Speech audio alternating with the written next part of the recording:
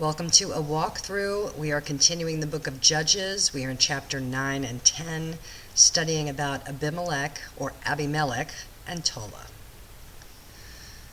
Then Abimelech, the son of Jerubbaal, went to Shechem, to his mother's brothers, and spoke with them and with all the family of the house of his mother's father, saying, Please speak in the hearing of all the men of Shechem. Which is better for you, that all 70 of the sons of Jerubbaal reign over you, or that one reign over you? Remember that I am your own flesh and bone. And his mother's brothers spoke all these words concerning him in the hearing of all the men of Shechem, and their heart was inclined to follow Abimelech, for they said, He is our brother. So they gave him 70 shekels of silver from the temple of Baal Bereth, with which Abimelech hired worthless and reckless men, and they followed him. Now, if you remember previously that Gideon said that, no, I will not rule over you, nor will any of my sons, and then when he died, now this is happening. Then he went to his father's house at Ophrah, and killed his brothers, the 70 sons of Jerubbaal, on one stone. But Jotham, the youngest son of Jerubbaal, was left, because he hid himself. And all the men of Shechem gathered together, all of Beth Millo, and they went and made Abimelech king beside the terebinth tree at the pillar that was in Shechem.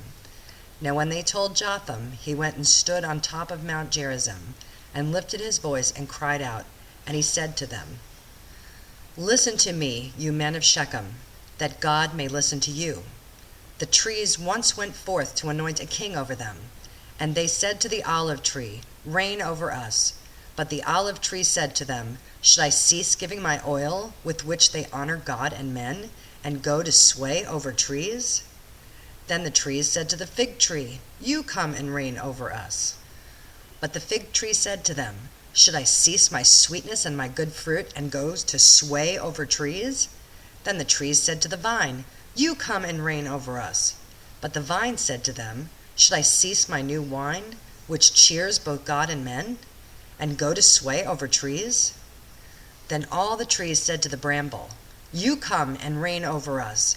And the bramble said to the trees, If in truth you anoint me as king over you, then come and take shelter in my shade. But if not, let fire come out of the bramble and devour the cedars of Lebanon. Now therefore, if you have acted in truth and sincerity in making Abimelech king, and if you have dealt well with Jerubbaal and his house, and have done to him as he deserves, for my father fought for you, risked his life, and delivered you out of the hand of Midian.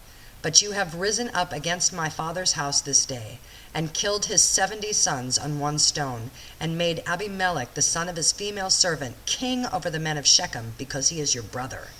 If then you have acted in truth and sincerity with Jerubbaal, and with his house this day, then rejoice in Abimelech, and let him also rejoice in you.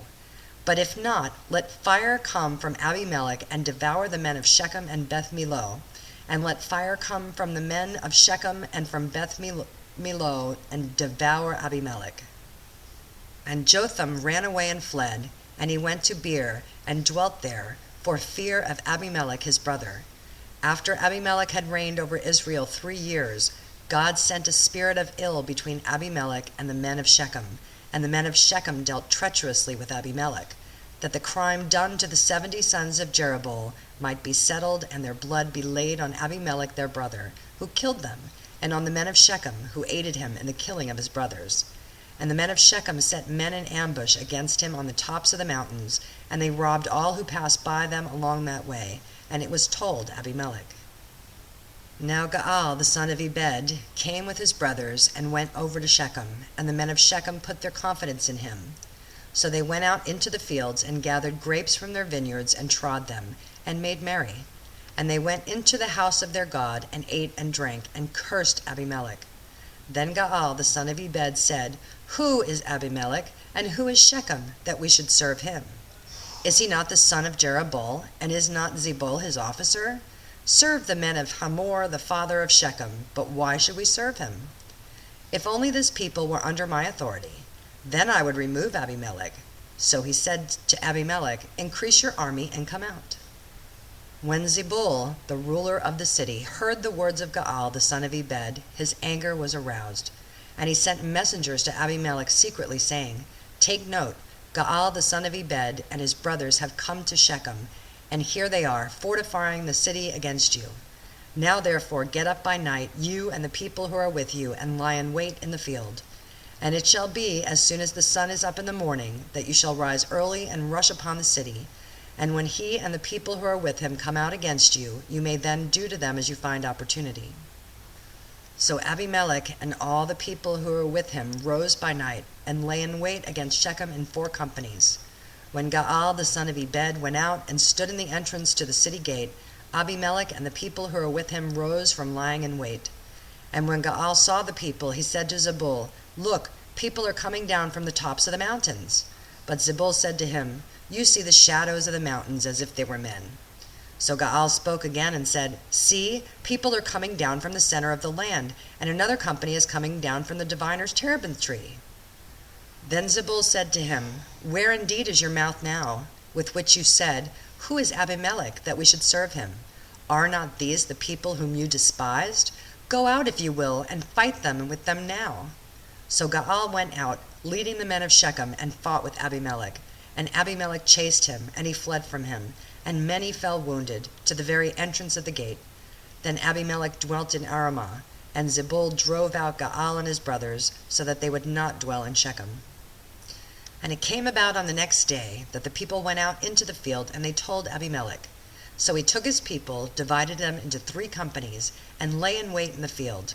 And he looked, and there was the people coming out of the city, and he rose against them and attacked them.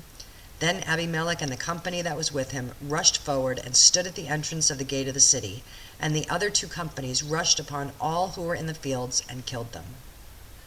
So Abimelech fought against the city all that day. He took the city and killed the people who were in it, and he demolished the city and sowed it with salt.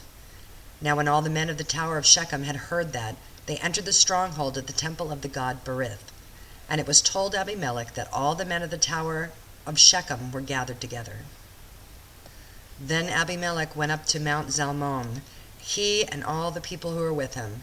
And Abimelech took an axe in his hand, and cut down a bow from the trees, and took it and laid it on his shoulder. Then he said to the people who were with him, "What you have seen me do, make haste and do as I have done."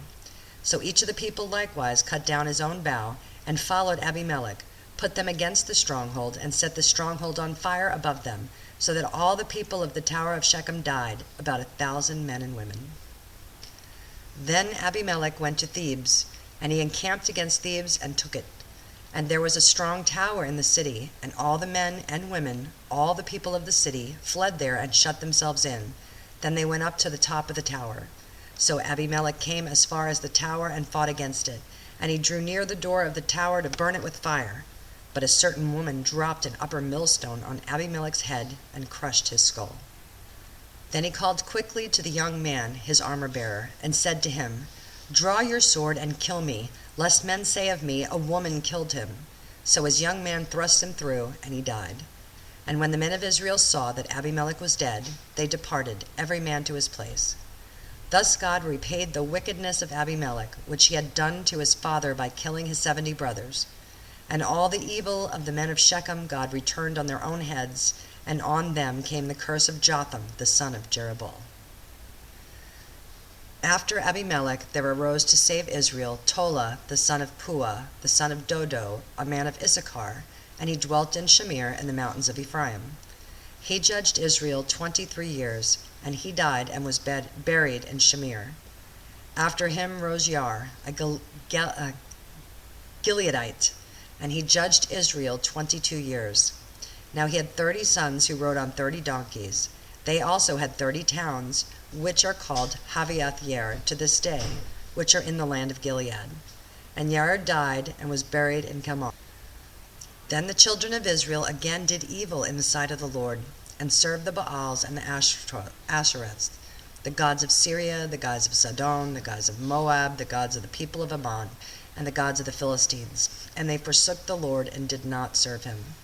So the anger of the Lord was hot against Israel, and he sold them into the hands of the Philistines, and into the hands of the people of Ammon. From that year they harassed and oppressed the children of Israel for 18 years. all the children of Israel who were on the other side of the Jordan in the land of the Amorites in Gilead. Moreover, the people of Ammon crossed over the Jordan to fight against Judah also, against Benjamin, and against the house of Ephraim, so that Israel was severely distressed. And the children of Israel cried out to the Lord, saying, We have sinned against you, because we have both forsaken our God and served the Baals. So the Lord said to the children of Israel, Did I not deliver you from the Egyptians, and from the Amorites, and from the people of Ammon, and from the Philistines? Also the Sidonians, and the Amalekites, and the Maonites oppressed you, and you cried out to me, and I delivered you from their hand. Yet you have forsaken me and served other gods. Therefore I will deliver you no more. Go and cry out to the gods which you have chosen. Let them deliver you in your time of distress. And the children of Israel said to the Lord, We have sinned. Do to us whatever seems best to you. Only deliver us this day, we pray. So they put away the foreign gods from among them, and served the Lord. And his soul could no longer endure the misery of Israel. Then the people of Ammon gathered together and encamped in Gilead, and the children of Israel assembled together and encamped at Mizpah. And the people, the leaders of Gilead, said to one another, Who is the man who will begin the fight against the people of Ammon? He shall be head over all the inhabitants of Gilead. That's the end of this portion. I hope, when I look at this portion, I can see the parallels between ancient Israel and today's Israel. And for that matter, ourselves. Are we really serving God, or are we serving the God of this land? Money, power, pride, whatever it might be. I hope you had enjoyed it. Until next time, shalom, shalom.